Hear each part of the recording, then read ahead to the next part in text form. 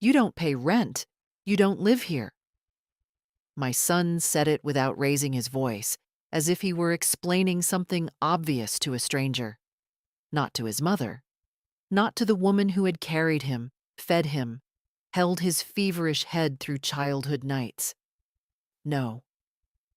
He spoke to me the way people speak when they've already made a decision and simply want you to accept it. I remember standing there in the doorway of my own living room, my hand still resting on the frame, as if the wood itself could steady me. The evening light fell across the carpet I had chosen 20 years ago, and yet suddenly it felt like I was trespassing in a house I had built with my own hands. My chest tightened, not from fear, but from something older, something that had been gathering dust inside me for years. Perhaps dignity dies slowly, or perhaps, like tonight, it wakes up all at once. Matthew didn't even look at me when he said it. He kept scrolling through something on his phone, tapping his thumb the way he always does when he's irritated. His wife, Claire, sat at the kitchen counter, stirring her herbal tea with that faint little smile she thinks I don't notice, the kind of smile that says, "Finally." The kind that makes a woman like me straighten her spine, even at 74. "I don't pay rent," I repeated quietly, tasting the words like something sour. "Matthew, this is my home." He sighed, tired, impatient, as if I were the one making things difficult. "Mom, please. We've talked about this. You don't contribute. We cover groceries, bills, kids' school, everything. And you just live here. Just live here." As if breathing under my own roof required their permission. I felt my fingers tremble slightly, so I folded them together, hiding it. Calm. That was always my strength. 40 years of nursing had taught me how to keep my voice even while the world fell apart around me. Tonight was no different. "I see," I said. Only 2 words. They tasted heavier than I expected. Claire glanced at Matthew and then at me, as though checking whether I understood my new role. The guest, the burden, the old woman who should be grateful for whatever corner of her own home they allowed her to occupy. But I didn't raise my voice. I didn't defend myself. I simply turned away and walked down the hallway, past the family photos I had dusted that very morning. His small face in kindergarten, his gap-toothed grin at 8, the awkward teenager who once hugged me so hard after losing a soccer match that I couldn't breathe. For a moment, those pictures blurred, not from age, but from something far more bitter. In my room, I closed the door gently, not because I was afraid of disturbing them, but because I finally needed the silence.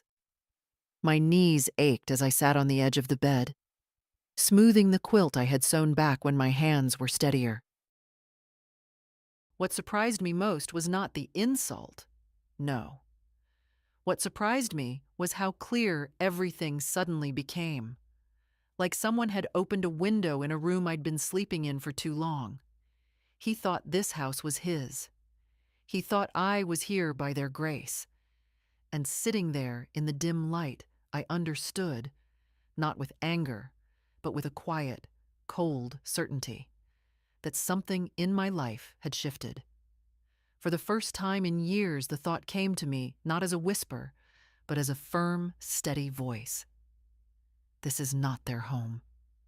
This was never their home. And I am done being invisible in it. I folded my hands in my lap and exhaled. A long, slow breath. The next steps were already taking shape in my mind. I didn't sleep that night. Not a minute. I lay there listening to the familiar sounds of the house. The refrigerator humming, the pipes settling, the branches of the oak tree brushing against the siding the way they had for decades. But even those sounds felt different now, like they belonged to a place that no longer recognized me. Strange how quickly a home can turn into just walls. Matthew and Claire moved in 6 years ago, only for a few months, as they said at the time. Matthew had lost his job, the kids were small, and they were struggling to make ends meet. I remember how he stood on this very porch, shoulders slumped, telling me he didn't know what to do. His voice trembled then. He was embarrassed. And I, foolishly soft-hearted, opened my arms and my door without a second thought.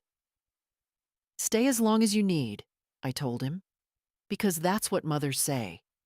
That's what I believed." At first, they were grateful. Claire brought flowers from the supermarket, cheap carnations, but it was the gesture that mattered. Matthew fixed the broken railing. The kids hugged me every morning. For a while, it felt almost like healing, having a family bustling through the rooms George and I had built together. But gratitude, I've learned, has an expiration date. By the end of the first year, they were no longer guessing whether they should use my living room. They simply used it. My kitchen became their kitchen. My quiet evenings became theirs to interrupt.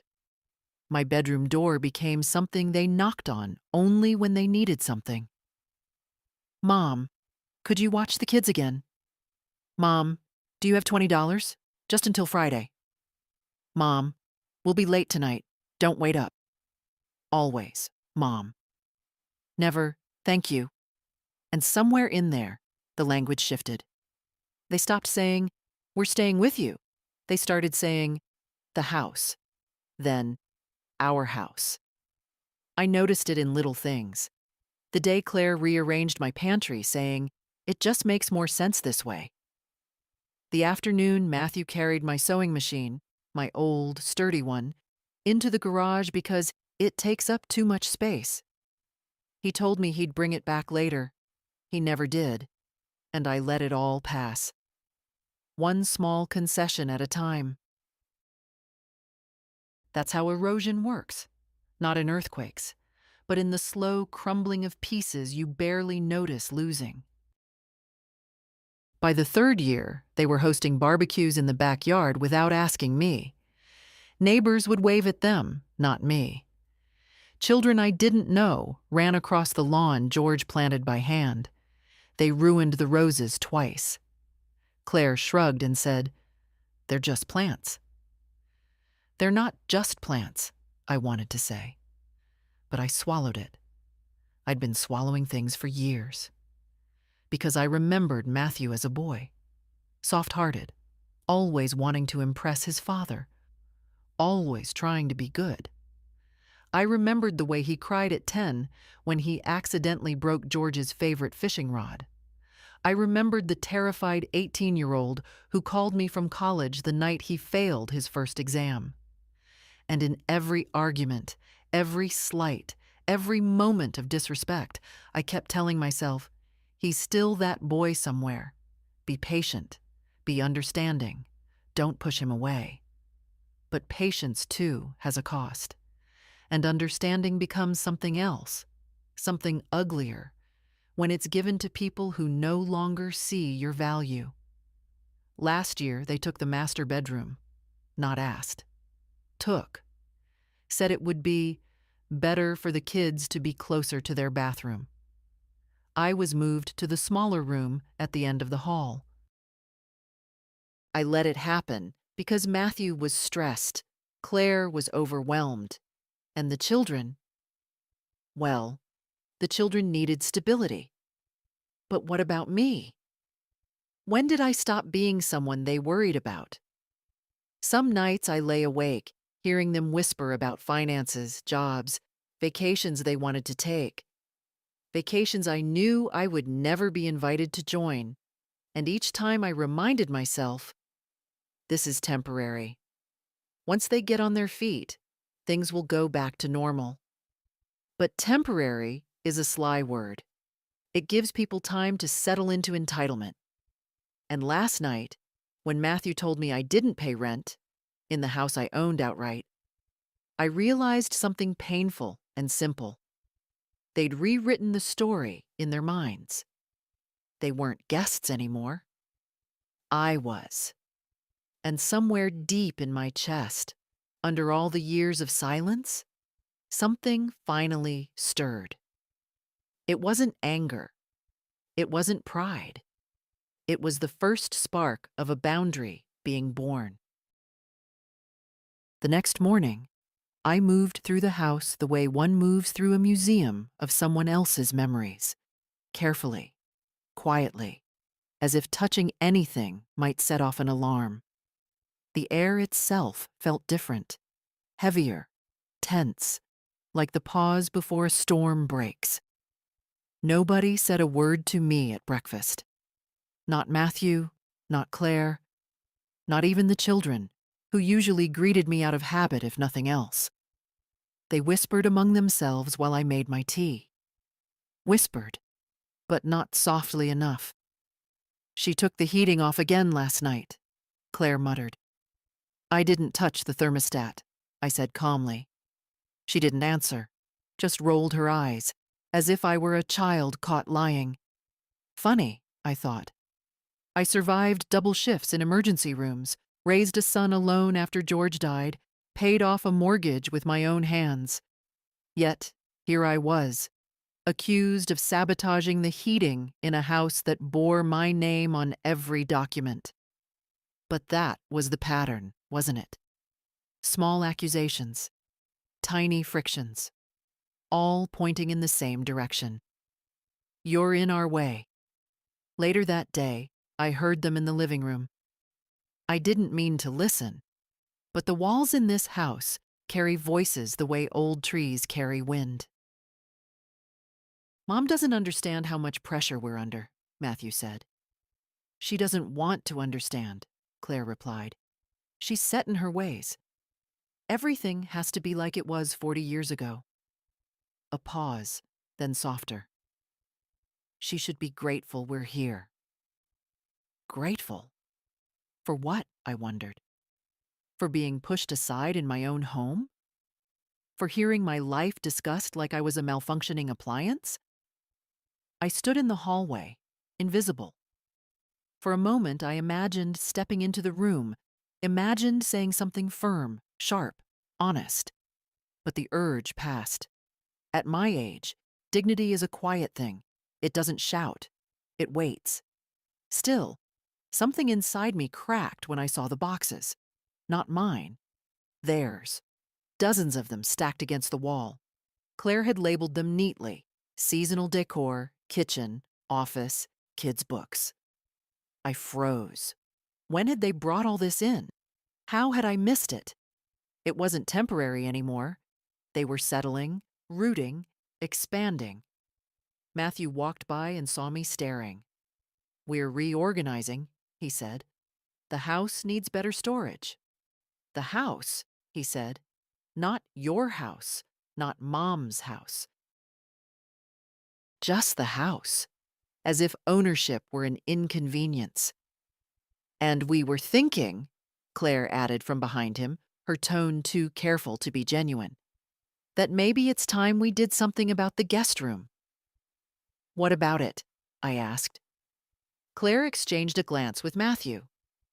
"Well, it doesn't make sense for you to have two rooms, the bedroom and the sewing room, when we're tight on space." "Tight on space?" I echoed, unable to stop the small, disbelieving laugh that escaped me. "This is a 4-bedroom house." "Yes," she said, patient in a way that grated. "But families outgrow places quickly. You know how it is." I knew exactly how it was. They wanted my sewing room, the one sanctuary I had left, the last space that felt like mine, the one room Claire never entered and Matthew never reorganized, the room where George's workbench still stood, where his old flannel shirt still hung on the back of a chair, the room that smelled faintly of cedar and thread and memories. "No," I said simply. Claire blinked. "No? No," I repeated. That room stays as it is. Her face tightened. We're not trying to erase anything. We just need. You have everything, I interrupted gently. Everything except boundaries. Matthew stepped forward, bristling. Mom, don't make this difficult. But I wasn't making anything difficult. I was just no longer making it easy. I walked away, leaving their irritation hanging in the air like smoke. In the sewing room, I shut the door behind me and let the quiet wash over me. The afternoon sun fell across the wooden floor, catching on a scattering of loose buttons and bits of thread. My hands trembled, not with fear, but with the weight of clarity. They didn't see this room as sacred. They didn't see the house as mine. They didn't see me at all. And for the first time, the thought that had only flickered last night began to burn steadily. If they couldn't recognize the boundaries of my home, then I would draw boundaries they could not ignore. There's a particular kind of silence that fills a house when resentment has lived in it long enough. It isn't loud, but it seeps into door frames, into carpets, into the spaces between footsteps. That's the silence I woke up to the next morning. Thick, stale, familiar in a way that made my chest ache. Matthew didn't speak to me before leaving for work. Claire offered a stiff nod, lips pressed together like she was holding back a sigh. Even the children moved around me carefully, as though some invisible boundary had appeared overnight. Perhaps it had. I made my tea, the same way I had every morning for 50 years, but it tasted different now. Bitter, like something burned. It wasn't always like this, and as much as I tried to stay in the present, memory has its own gravity, especially when the present wounds come from the same hands you once held with pride. Matthew wasn't always ashamed of me, but somewhere along the way, he began to hide parts of his upbringing the way people hide old scars, quietly, subtly, until the people around them forget they ever existed. The first time I realized something had changed was 25 years ago when he came home from college for Thanksgiving. He was different, taller, confident, polished in a way that felt practiced. He brought a girl with him, not Claire, but someone equally put together, with a laugh loud enough to fill the whole house. At dinner, she asked what I did for work. I'm a nurse, I told her. Matthew shifted in his seat. She used to be, he corrected quickly. She's semi-retired now. I was still working full-time then, I remember thinking. Why change the truth? But the girl nodded and went on talking, and Matthew didn't meet my eyes. That was the first stone in the distance that would stretch between us for decades. Then came Claire. Beautiful, composed, always dressed like she was attending a fundraiser. She never said anything cruel, not outright. But her politeness was sharp in ways only women notice. She'd look at my old oak dining table and say, "Vintage is so charming." She'd compliment my homemade curtains with, "I love how they feel nostalgic." Nostalgic, a lovely word that in her mouth meant outdated. I could handle that. I had thick skin. Life had given it to me. But slowly, things shifted. Matthew stopped inviting me to office parties, stopped introducing me to his friends, stopped saying where he grew up unless someone asked directly. And when they did, he always added a quick, "It's a small, old neighborhood." Mom kept everything very traditional. Traditional. Another word with teeth. When George died, they were attentive. For a while. But grief fades for everyone except the one who carries it. And after the funeral, after the casseroles, after the polite concerns, life moved on for them. For me, it became heavier. When they had children, I hoped things would change. I dreamed of laughter in the yard, tiny hands tugging at my apron, holidays that filled the house with warmth again. But Claire set the tone early. "We don't want them picking up outdated habits," she said once, when I tried teaching my granddaughter how to knead dough properly. Outdated habits, as if I were passing on a disease. And Matthew, my own son, nodded. Every nod widened the gap. Every silence signaled agreement. But the moment that carved itself into my memory, the moment I realized Matthew wasn't just ashamed of my house, but of me, happened 3 years ago at a fancy restaurant Claire loved. It was her birthday, and I had dressed as nicely as I could. A long navy skirt, a soft blouse, my mother's pearls. I felt almost pretty. Someone at the table asked Matthew what his parents did. "Dad worked in construction," he said proudly, then hesitated. "And your mother?" the man asked. Matthew shifted, cleared his throat. "She stayed home mostly." I nearly dropped my fork. Stayed home? I had worked 39 years in a hospital. I had held dying hands, delivered babies, saved lives, paid bills, buried a husband, kept a home running, raised a child alone. But in that moment, my son dismissed my entire life with 4 words. I didn't confront him. I didn't make a scene. I swallowed the hurt, the way women of my generation often do, quietly, privately. But it lodged somewhere deep, a splinter waiting for the right moment to push its way back to the surface. And now, standing in the present, watching Matthew and Claire move through my home like it was a stage built for them, that splinter throbbed.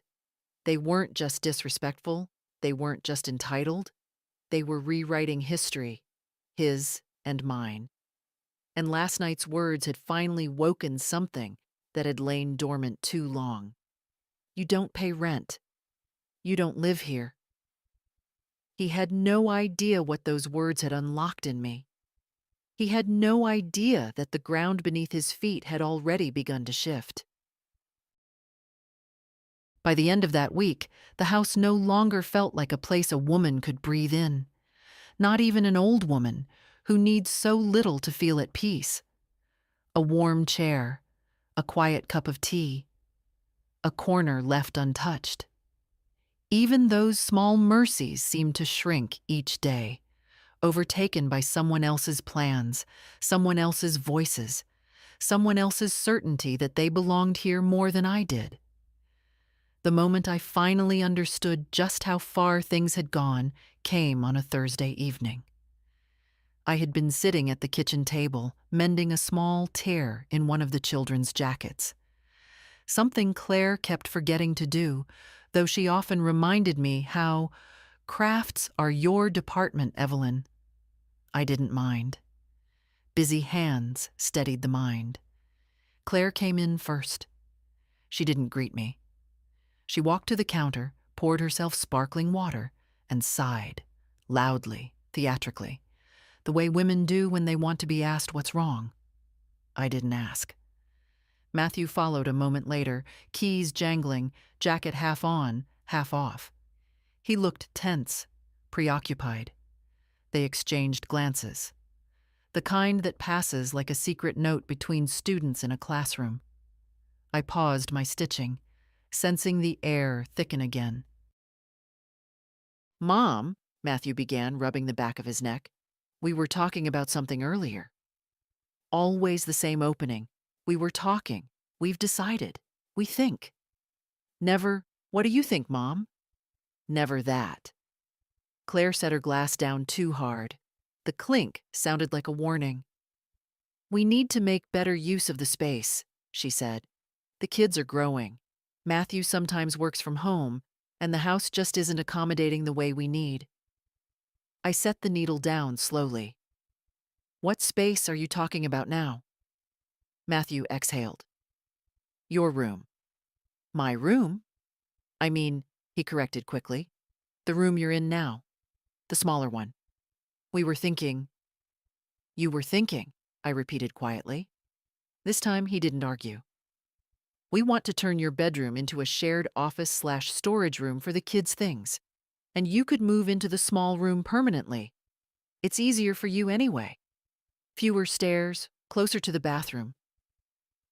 Closer to the bathroom. How thoughtful. Nothing says respect for your mother like rewriting her living arrangements under the guise of convenience. I studied their faces. Claire's eyes were bright with anticipation, not excitement, but triumph.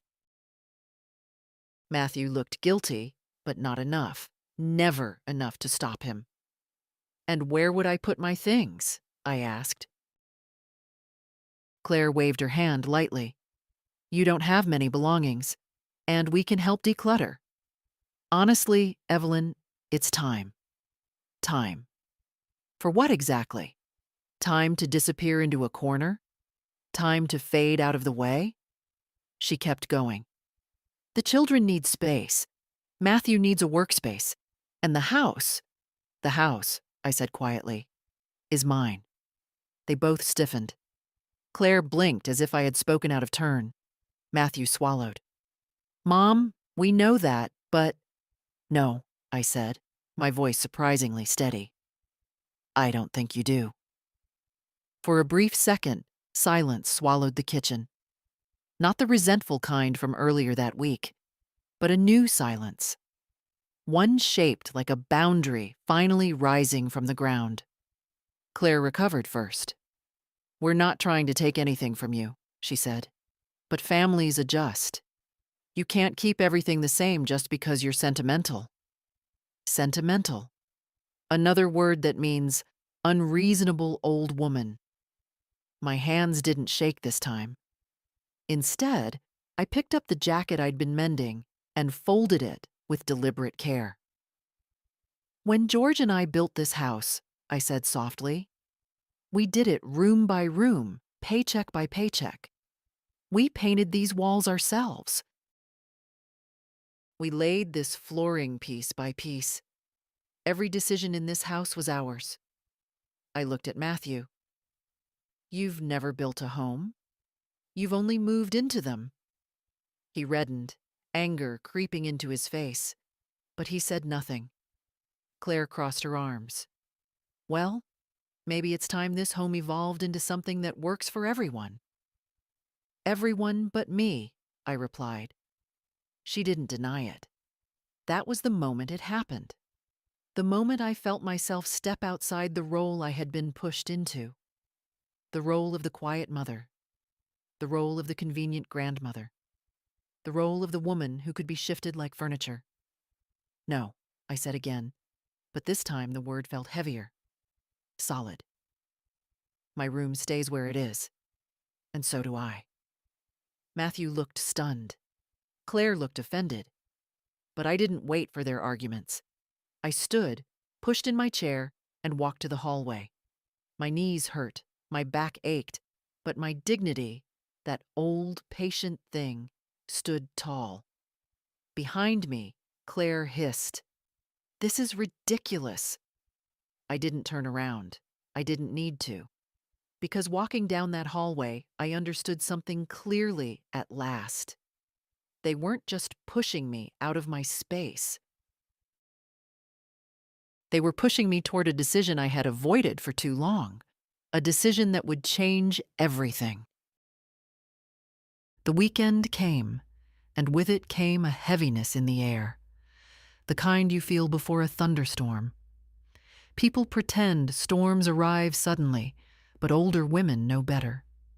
Storms announce themselves in tightening voices, in slammed drawers, in the way footsteps grow sharper on hardwood floors. That Saturday morning, I heard Matthew and Claire arguing downstairs, not whispering this time. No, their voices carried through the vents as if the house itself wanted me to hear. "She's being unreasonable," Claire snapped. "She's my mother," Matthew said, though without conviction. "And we're your family too," Claire shot back. "We can't live like this. It's cramped. It's chaotic. She gets upset over everything. A pause. We need the space, Matt. We. Funny how often that word excluded me. I sat on the edge of my bed, my robe folded neatly over my lap, listening to them try to solve the problem of me, as if I were a leaky faucet or a stubborn stain. Then Matthew said something that made my spine stiffen. She doesn't contribute. Not financially. Not with the upkeep. What does she think this is? I almost laughed. A bitter little chuckle rose to my throat, but I forced it down. I had contributed enough in my lifetime to build 2 families, not 1. Some contributions simply don't show up in bank statements. Still, the words stung. Not because they were cruel, but because he believed them. A few minutes later, Claire marched into my sewing room, without knocking, of course. "We need to talk," she announced. I kept my back turned, gathering spools of thread into a small wooden box, letting her stand there in her impatience. "Evelyn," she said sharply, "this can't continue." "What exactly can't continue, Claire?" I asked, turning slowly. She took a breath, hands clasped in front of her as if she were rehearsing sympathy. "The way you manage things around here. Bills are going up. Groceries are expensive. The kids need new clothing every few months, and Matthew and I are doing everything. We're drowning." "You're not drowning," I said gently. "You're overspending." Her eyes widened with indignation. "Excuse me? You buy organic snacks the children don't even like. You order new home decor every week. You drive 40 minutes to a salon that overcharges you because you hate budget places. Claire, you're not drowning. You're swimming in a current you created." She flushed, lips tightening. "Well, excuse me for trying to maintain a normal lifestyle." Normal. Another lovely word with a sting. "And don't take that tone with me," she added. "We're supporting you." Supporting me. The phrase settled in the room like smoke. I looked around. At the shelves George built. At the old lamp with the dented shade. At the quilt folded in the corner. At everything that spoke of a life built long before Claire was born. "Supporting me?" I repeated softly. "Claire, this house is paid off. I handled every bill here for 30 years. Property taxes, insurance, repairs, all of it. You're not supporting me. You're residing here." She let out a strained laugh. "We pay for everything now, Evelyn. You don't lift a finger toward household expenses." "Because," I said, "you moved in. I didn't invite you to split bills. I offered you shelter. There's a difference." Claire's voice sharpened. "Well, maybe things would feel more equal around here if you contributed financially." "Contribute?" I asked. "To a house that is legally mine?" Her cheeks reddened. "This isn't about paperwork. It's about fairness." Ah, yes. Fairness. A word always used when people want what isn't theirs. Matthew appeared behind her then, looking uneasy, as though he sensed something had shifted too far for him to ignore. "Mom," he started, "Claire's right. We need help." "And how much help have you calculated I owe you?" I asked calmly. He blinked. "What? You said I don't contribute. I'd like to understand the math." Matthew rubbed his temples. "Mom, please don't make this adversarial." "I'm not," I said, stepping toward them. "But I do want the truth." Claire crossed her arms. "It would make things easier if you paid rent. Just a symbolic amount. To show appreciation." Appreciation. For being allowed to live in the home I owned. "How much?" I asked. Claire hesitated, then said, "Something fair. Maybe 1,200. 1,200, I repeated. Per month." "Yes." A silence stretched between us, thick and charged. Matthew looked down. Claire looked triumphant. I looked at the doorway, at the place where, years ago, George used to lean after long work shifts, smelling faintly of sawdust and cold air. "I see," I said finally. Those two words again. Simple, bare. But they carried a weight neither of them recognized. Then I added quietly, "Thank you for clarifying where we stand." And before they could respond, I walked past them. Not hurried, not shaking, simply moving with a certainty they had not seen from me in years. Because now I understood. This wasn't care. This wasn't family. This was a transaction they had rewritten in their heads. And if they wanted to talk money, then money and documents were exactly where I would go next. By Monday, the tension in the house had settled into something almost physical. It clung to the walls like humidity, made every breath feel heavier. Claire moved around with clipped footsteps, as if the floor itself annoyed her. Matthew avoided meeting my eyes entirely. The children tiptoed, sensing something grown-ups refused to name. But I had already named it. And once a truth has a name, it can no longer be buried. That afternoon, I overheard them again. Not intentionally, but because voices carry differently in a house someone tries to take over. They were in the living room, the one I had furnished with my own hands, years before either of them existed. Claire's voice was sharp, controlled. "We have to decide. We can't keep living like this. The house is wasted on her." "Wasted. On me." Matthew sighed.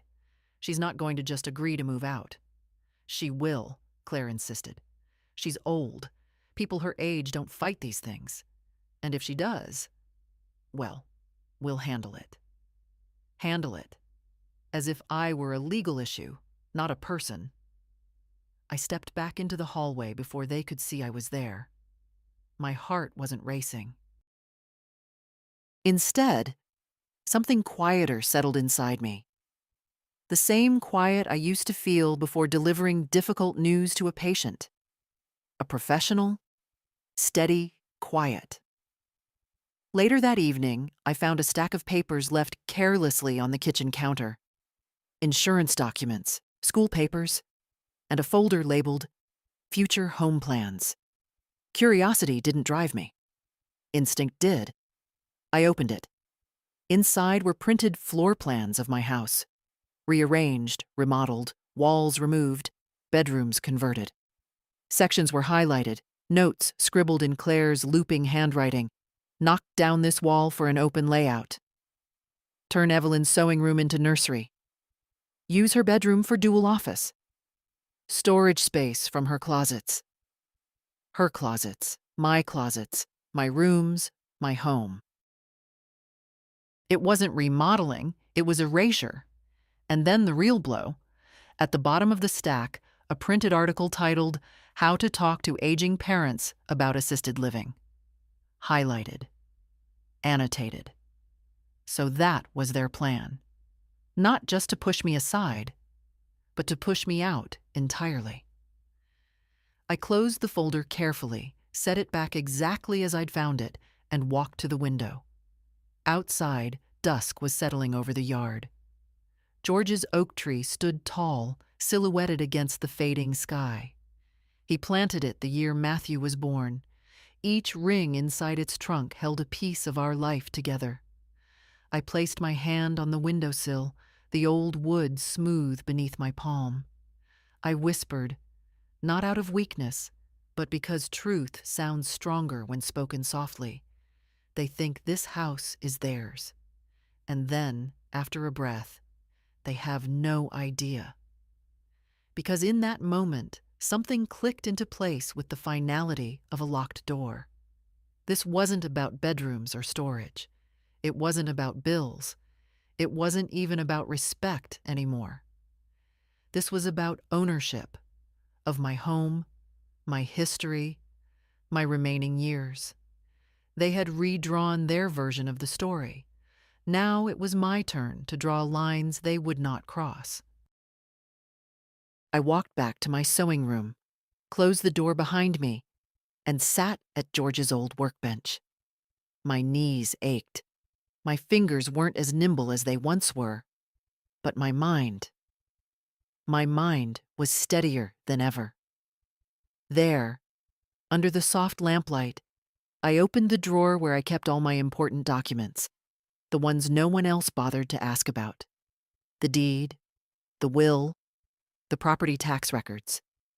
Every proof of ownership neatly arranged. Everything bearing one name. Mine. They thought I wouldn't fight. They assumed old age meant surrender. But they forgot something essential. A woman who has lived a long life knows exactly what she can lose, and exactly what she refuses to give up. The next morning began quietly. The kind of quiet that feels rehearsed. Matthew and Claire moved around the kitchen with exaggerated politeness, their voices soft, their footsteps light, as if I were a fragile object that might crack if addressed too directly. I'd seen this behavior before in hospital corridors. The hush that precedes delivering bad news. Except this time, I wasn't the one receiving it. I was the one preparing it.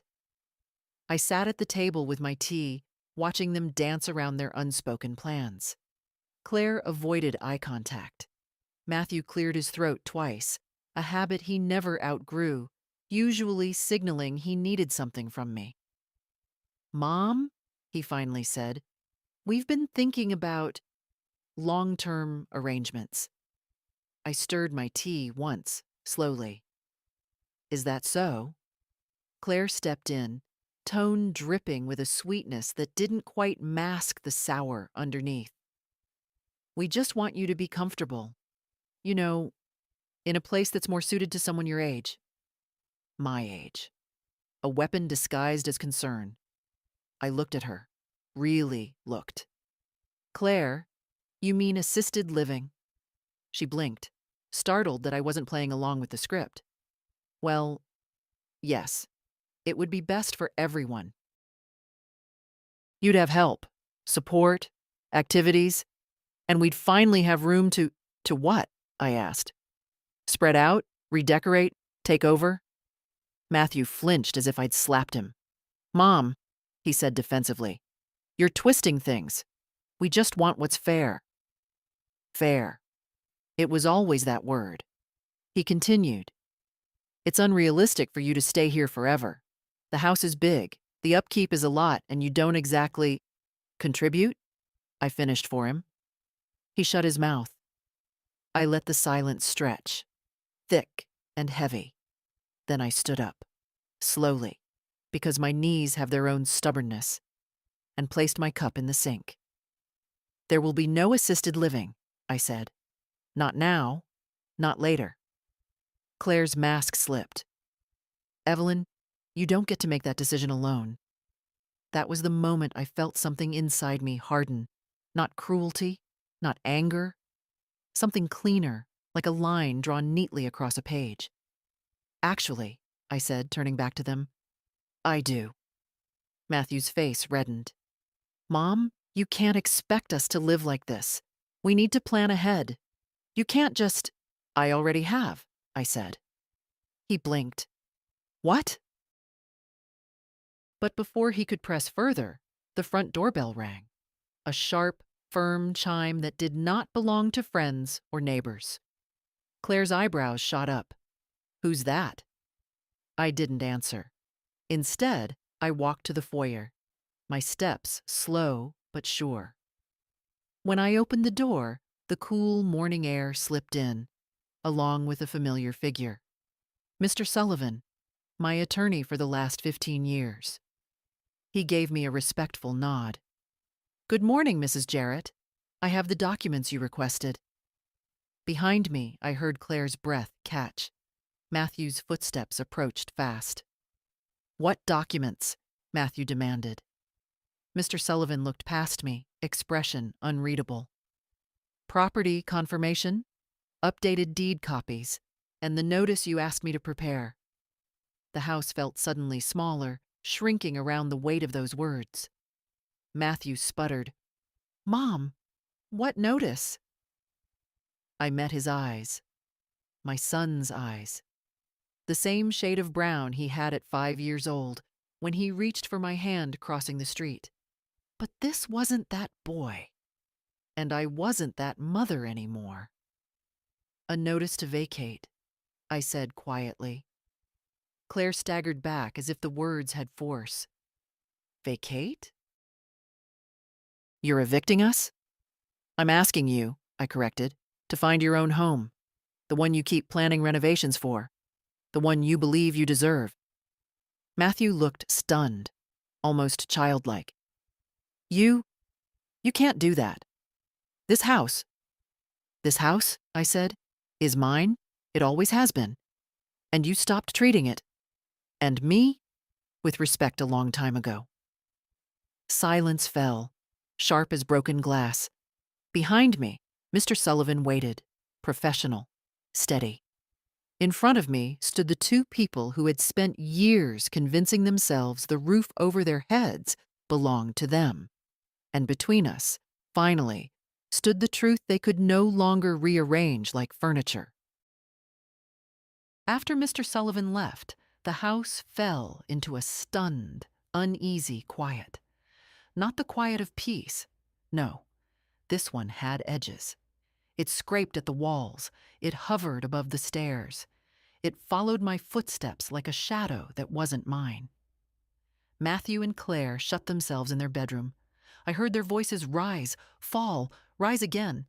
They spoke in urgent, panicked tones. Tones of people who finally realize a door they thought stood wide open is, in fact, locked from the inside. By me. I walked into the sewing room, my sanctuary, and closed the door gently. For a long moment, I simply stood there, letting the familiar smell of cedar and old fabric settle into my lungs. My fingers ran along George's workbench, tracing the nicks he left in the wood long ago. Funny how a man's presence can linger in the smallest imperfections. I sat down slowly. My knees complained, but today their ache felt like a reminder that I had carried the weight of this family long enough. That strength sometimes hides in bones that creak. I pulled out a small wooden box from the bottom drawer. Inside were photographs I hadn't touched in years, not because they hurt, but because they carried too much truth. Truth I hadn't wanted to look at, truth I had tucked away like an unpaid bill. There was one picture of Matthew at age 8, arms wrapped around George's leg, smiling so wide his eyes nearly disappeared. George had just built him a treehouse then, a crooked little thing with uneven steps that Matthew adored because Dad made it with his hands. And then another picture. Matthew at 18, standing tall but still close enough to me that our shoulders touched. I remembered that day. His acceptance letter to the university had arrived, and he told me he'd make us proud. Somewhere between those photographs and the man in my hallway shouting about fairness, something had gone terribly, quietly wrong. I held the pictures in my hands until my eyes blurred. Then I set them down gently, wiped my palms on my skirt, and breathed out the truth I had carried for years. He began drifting long before he moved into this house, and I kept pretending he hadn't. Losing George had carved a hole in Matthew, too. They were close, closer than most fathers and sons. When George died, Matthew lost his anchor, and I lost the man who understood both of us. The two of us floated separately after that, each pretending we weren't drowning. Maybe that's where the distance began. Maybe that's when he started seeking validation somewhere else, in people who valued polished surfaces more than roots. But even acknowledging all that didn't soften what he'd done. Pain can explain behavior, but it can't excuse betrayal. A soft knock sounded at the door. "Mom?" Matthew's voice, small, unsure, almost boyish. "Can we talk?" I didn't answer immediately. I needed a moment to gather myself, not because I feared confrontation, but because I wanted to face him with clarity, not old wounds. He opened the door slightly. His face looked older somehow, or perhaps just stripped of entitlement for the first time in years. "Mom," he repeated, stepping inside. "You blindsided us." "Did I?" I asked quietly. "Or did you misunderstand silence for permission?" He swallowed hard. We assumed." "Yes," I said. "You assumed. And assumed. And kept assuming." He sat on the low stool near the window, the same one he used to sit on as a child while George taught him how to sand wood properly. His voice cracked. "Why didn't you tell us you were unhappy?" I looked at him, this grown man who somehow still believed mothers exist only in relation to their children's comfort. "Because every time I opened my mouth," I said softly, "you rearranged the story so it wouldn't inconvenience you." He flinched. "Mom," he whispered, "are you really going through with this? The notice? The eviction?" "Claire. She's devastated." "Claire," I repeated, "is devastated because she learned the house she had already designed in her mind was never hers." He didn't deny it. "Matthew," I continued, "you were not guests anymore. You became occupiers. And when people occupy what they do not own long enough, they forget whose labor built it." He covered his face with his hands. "Give us time," he said finally. "Please." "I did," I answered. 6 years of time." He looked up at me then, really looked. And for a moment, I saw the child he used to be, the boy who trusted me, the boy I raised alone. But tenderness is not the same as surrender. "You have 30 days," I said gently. "And if you need help finding a rental, I'll help you. But you will move." He nodded slowly, resignedly, and then quietly. "I didn't know you had this in you." I exhaled, tired and steady. "You never looked closely enough." The following morning, a strange calm settled over me. Not the calm of peace, but the kind that comes after a decision has rooted itself so deeply that doubt can no longer reach it. I moved through the house slowly, touching the banister George varnished with his own hands, opening curtains I had sewn decades ago, letting in a pale wash of winter light. This was my home. And for the first time in years, the house seemed to remember it too. After breakfast, I called Mr. Sullivan to confirm our next steps. My voice didn't tremble once. "Mrs. Jarrett," he said, "the deed is clear, sole ownership, no claims from your son, no co-signers, no transfers. You're protected." Protected. A word that should have comforted me, but instead left a faint ache. I hadn't realized how long I'd been unprotected inside my own walls. "We'll finalize the notice and send the formal letter today," he continued. "Good," I replied. "I want it done properly." Once I hung up, I sat at the dining table, reviewing the folder of documents he'd left with me. The title, the tax records, even the old copy of the will George and I had rewritten after Matthew graduated. Everything was in my name. Every page was a reminder of years of sweat, sacrifice, and steady, unglamorous work. Claire passed through the room on her way to the kitchen. Her steps faltered when she saw the papers spread across the table. "You're really serious about this," she said, voice tight. I looked up at her. Yes. She let out a humorless laugh. You're choosing paperwork over your family.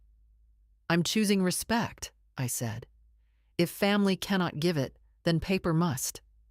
Her jaw clenched, but she didn't argue further. She was learning, slowly, that I was no longer the easy opponent she'd grown accustomed to. A few minutes later, Matthew entered, hair rumpled, shoulders slumped.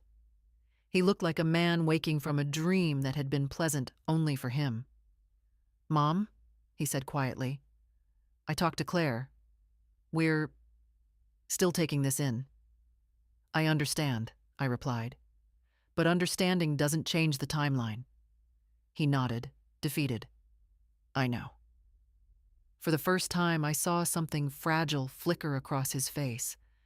Not just fear of losing the house, but the dawning realization of what he had done, of how far he had drifted, of how little space he had left in his own mother's life by taking so much of hers. "We'll start looking for a place," he said, "but it'll take time." "You have 30 days, I repeated gently. "If you need help organizing things, I will help. But the move will happen." He nodded again, slower this time. As he walked away, I felt a bittersweet tug in my chest. Not regret, not guilt. Something quieter. The mourning of what could have been.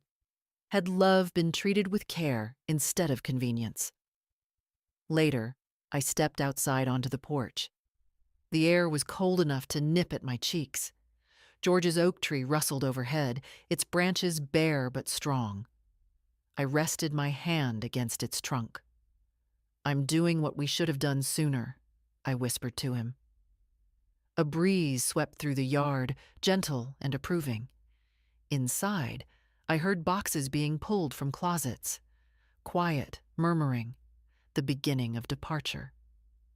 For the first time in many years, the house didn't feel crowded. It felt like it was beginning to breathe again, and so was I. The formal notice went out on a Tuesday. A plain envelope, cream-colored, unassuming, almost delicate considering the weight of what it carried. I placed it carefully on the hallway table, where Matthew and Claire couldn't miss it. No dramatics, no ceremony.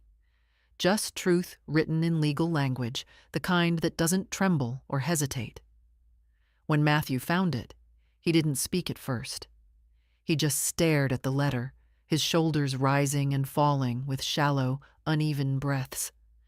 Claire hovered behind him, lips pressed tight, eyes sharp with something between outrage and fear. 30 days, she read aloud, voice cracking. "This is insane." Matthew looked at me, and there was something raw in his eyes. Not anger this time, but disbelief that I had truly crossed the line he never thought I'd approach. "Mom," he whispered, "how can you do this?" I folded the dish towel I'd been holding and set it on the counter. "The same way you could talk about removing me from my own home," I said softly. "The same way you discussed assisted living behind a closed door." He winced. "I'm your son," he said. "Doesn't that mean anything to you?" "Of course it does," I replied. "But being someone's mother doesn't mean surrendering the rest of my life to their convenience." Claire stepped forward. "We apologized. We said we'd fix things. Why isn't that enough?" I studied her face. The desperation there wasn't about losing me. It was about losing the comfort, the security, the lifestyle she had built on a foundation that was never hers. "You didn't apologize," I said. "You panicked." Matthew's jaw tightened, but he didn't argue. "You apologized that I reacted," I continued. "Not for what you did." He opened his mouth, but I raised a hand to stop him. My voice stayed calm, steady. The voice of a woman who has spent a lifetime soothing others while carrying her own storms. "You treated me like an obstacle," I said. You tried to make decisions about my home, my rooms, my future. You planned renovations, took over spaces, spoke about me as though I were already halfway gone. Matthew looked down at the letter again. His fingers tightened around the page. I didn't realize, he murmured, that things had gone that far. They had, I said, and you didn't see it because you didn't want to. Claire exhaled sharply, pacing. So what? We're just supposed to pack up our lives and leave, just like that. Just like that, I echoed quietly. Yes. She stopped pacing. You're being selfish, Evelyn. I let the word sit in the air. It didn't sting. It didn't even touch me. For once, I said, I'm choosing myself. If that looks like selfishness to you, then you never knew me at all. A muscle in Matthew's cheek twitched. He looked around the house. The walls he took for granted, the floors he walked as if they belonged to him. His voice dropped to something almost fragile. Where are we supposed to go? There are dozens of places to rent in town, I told him, and I will help you look. But this house is no longer yours to shape. A long silence followed. Not angry, not defiant, just hollow. The sound of something collapsing gently inside him. I thought you'd always need me, he whispered. I shook my head. I will always love you. But needing you? I smiled. A sad, tired smile. That was never the agreement. He nodded slowly, as if each movement weighed him down. And for the first time in years, Matthew truly saw me. Not as someone to lean on, not as an extension of his life, not even as an obstacle, but as a woman with her own will, a woman capable of asking and enforcing her worth. His voice broke. We'll start packing. The days that followed were strangely quiet, not the hostile quiet from before, but a subdued, exhausted one. A quiet of people packing up a dream they should never have claimed. Boxes appeared in the hallway, half filled, half forgotten. Drawers hung open. The house felt like it was slowly exhaling the weight it had been holding for years. Matthew carried most of the boxes himself, shoulders slumped, as though each cardboard flap reminded him of something he'd taken for granted. Claire moved briskly, but even her sharpness had dulled. Her steps were quicker, her annoyance more transparent. Not the triumphant irritation she used to wear, but the startled kind, like someone who'd miscalculated a very important equation. They spoke less, and when they did, their voices stayed low. On the fourth evening, Matthew knocked on my door. Not barged in, not hovered. Knocked. The way a man does when he remembers he is entering someone else's space. Come in, I said. He stepped inside, holding a small box. These are yours, he murmured, setting it gently on my dresser. I opened it. Inside were small things. Buttons, pins, a pair of shears I thought I'd lost, and one of George's old pocket knives. Items that had drifted into the general tide of their belongings, swallowed up by clutter and carelessness, now returned like overdue apologies. Claire found them in our closet, he said. I nodded, running a thumb across the worn handle of the pocket knife. Mom, he continued, seating himself awkwardly on the chair across from me, I want you to know. I never meant to hurt you. People rarely mean to. Intent doesn't erase impact. Still, I let him speak. I guess. He hesitated, rubbing the back of his neck. I got used to things being easy here.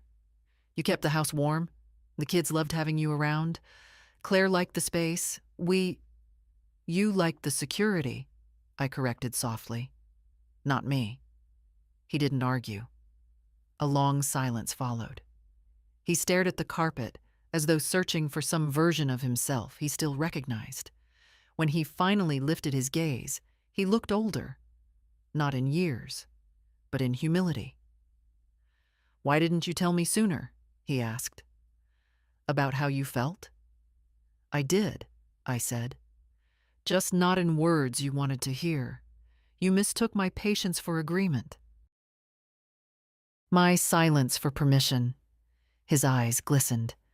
"I don't know how to fix this." "You don't fix it," I said gently. "You learn from it." He bowed his head as if receiving a truth he wasn't ready for. Claire approached the doorway then, hovering with her arms crossed. But this time, there was no sharpness in her posture, no triumph or disdain, only a rigid, uncomfortable vulnerability. "Evelyn," she said, "I took some of your books by accident. I put them on your bed." I nodded. "Thank you." She hesitated, then added, "And I'm trying. I know it doesn't look like it, but I am. Trying to accept consequences? Trying to let go of a house she'd already redesigned in her mind? Trying to understand a woman she had underestimated?" I didn't ask. Instead, I said, "Effort matters, even this late." That seemed to catch her off guard. She blinked, then stepped back into the hall, unsure what to do with gentleness. After she left, Matthew spoke again. "We found a rental," he said. "Small place, closer to the kids' school. We'll sign the lease tomorrow." I breathed in slowly. Not out of relief, though there was some, but because the shift felt enormous, like a tectonic plate finally settling into its rightful place. "That's good," I said. He nodded. "We'll be out of the house in 2 weeks." Sooner than the notice required, later than the respect should have come. He stood, wiped his palms on his jeans, and moved toward the door. But before stepping out, he turned back. "I know you won't say it," he murmured, "but I'm sorry." I didn't let him off the hook with a quick, soft, "It's okay," because it wasn't. Instead, I answered with something truer. "I'm glad you finally see it." He nodded again, slow, heavy, and left the room. For the first time in years, the house felt still. Not tense, not crowded, just still. A stillness that belonged to me again. Moving day crept closer the way winter does, not suddenly, but with a steady, undeniable presence. The house grew more bare with each passing hour. Shelves emptied, closets breathed again, corners that had been buried under toys and unused furniture revealed themselves like old friends stepping back into the light. It was strange, watching them pack.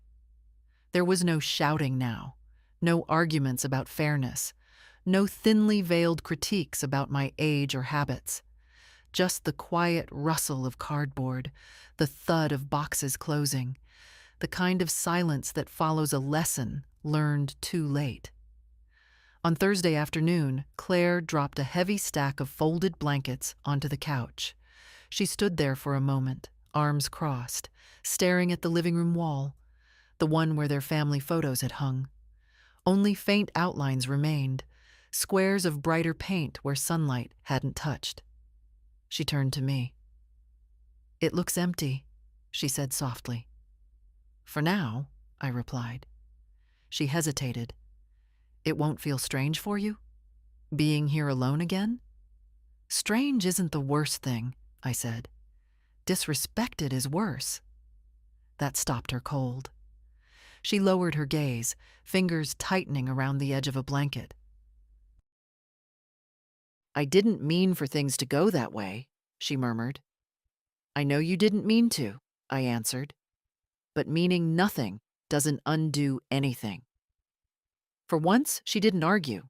Instead, she nodded, small, stiff, but genuine.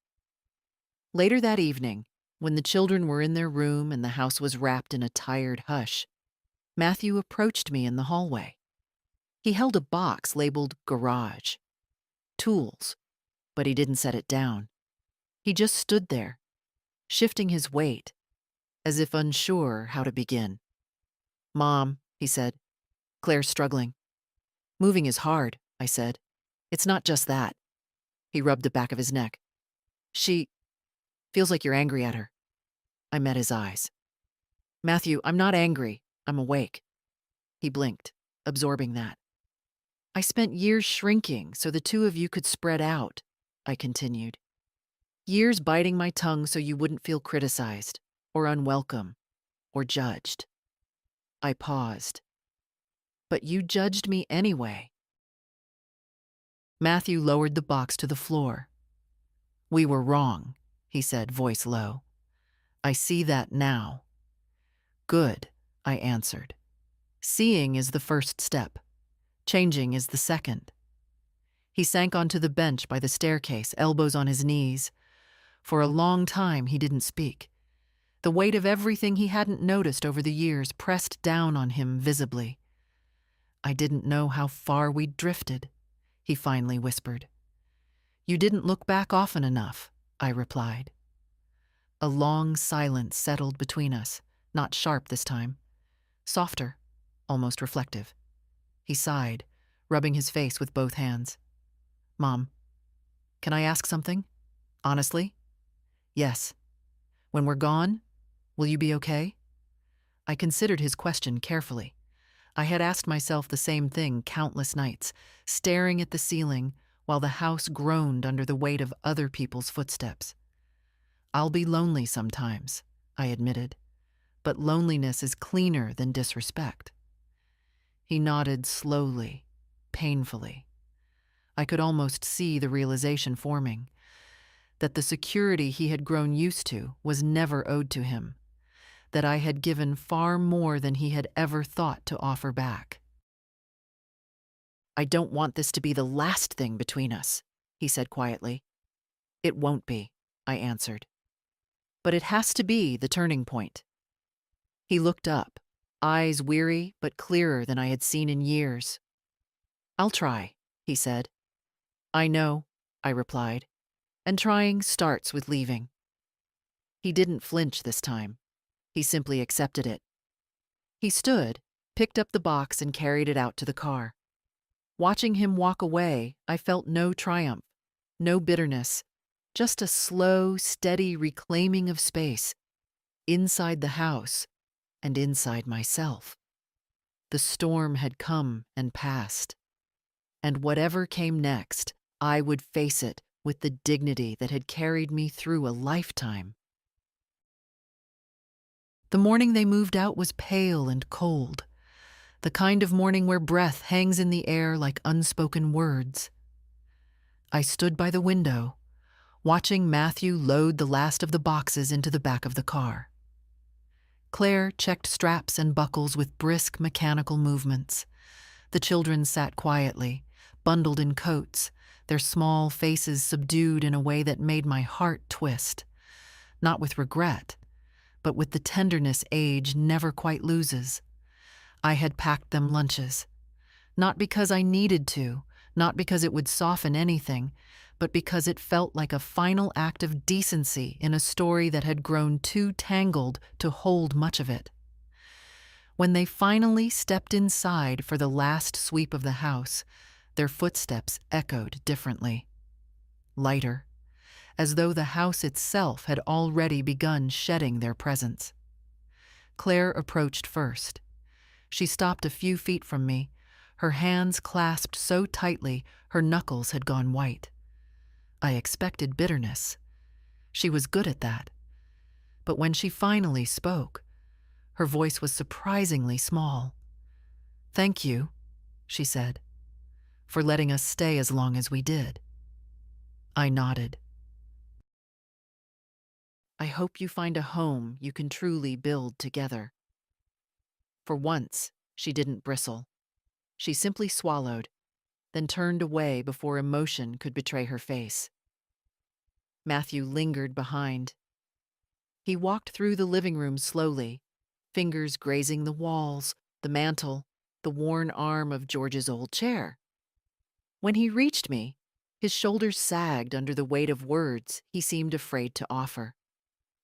"I don't know how to say goodbye," he murmured. "You're not saying goodbye," I said gently. "You're saying, 'I understand.'" He closed his eyes briefly, as if memorizing the shape of the moment. Then he stepped forward and hugged me.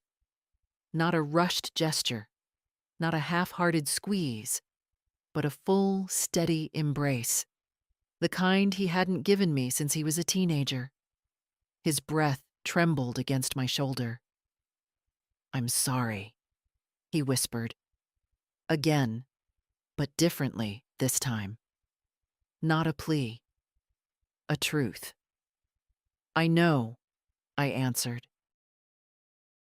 When he finally pulled away, he looked older, humbled, softened in a way that didn't erase the harm, but at least acknowledged it. The children came next. They hugged me tightly, confused, quiet. I held them for a long time, long enough to feel their warmth seep into my bones. When they left my arms, something inside me loosened, not breaking, just opening. At the doorway, Matthew paused.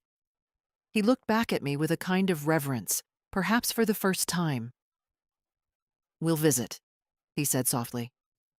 "You will," I replied, "when the time is right." He nodded, a sad little smile touching the corner of his mouth. Then he walked out, closing the door gently behind him. The silence that followed was immense. I stood still for a long moment, listening to the hum of the refrigerator, the soft creak of the settling floors, the distant sound of their car pulling away. The house didn't feel empty. It felt restored. I walked from room to room, touching surfaces reclaimed after years of subtle erosion. The air was clearer. The walls seemed taller. Light reached corners long buried beneath other people's belongings. When I reached the master bedroom, my bedroom again, I rested my hand on the doorframe and exhaled deeply, not with sadness, not with triumph, with relief. I opened the windows, letting in a rush of crisp air. Curtains fluttered, dust lifted. A house rediscovered its breath. So did I. I spent the rest of the afternoon quietly putting things back where they belonged.